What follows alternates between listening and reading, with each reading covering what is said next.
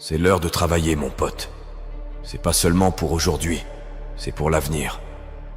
Fais le boulot maintenant. Il est temps de rester concentré, et tu le sais.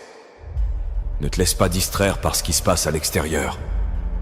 Dieu travaille en coulisses, dans ce domaine que tu ne peux pas voir. Les choses ont changé dès que tu as reçu ce en quoi tu croyais réellement. Les bonnes opportunités, les bonnes rencontres, la guérison, l'abondance. Tout commence à s'aligner en ta faveur. On parle de l'injustice, de la difficulté, du fait que personne ne comprend.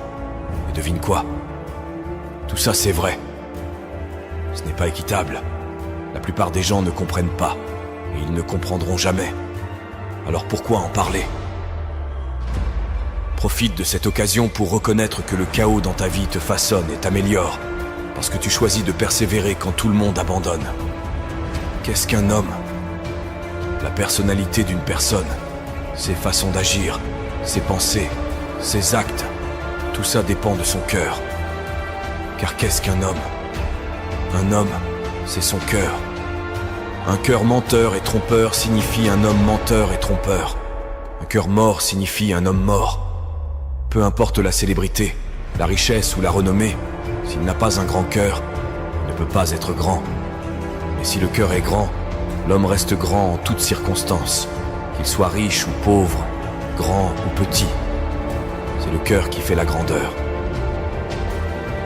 Enseigner aux gens comment trouver ce généreux moment présent et se détendre réellement dans l'inconnu, se dissocier de leur corps, de leur environnement et du temps, le futur prévisible et le passé familier, ça les pousse, pour une raison quelconque, à se ressaisir.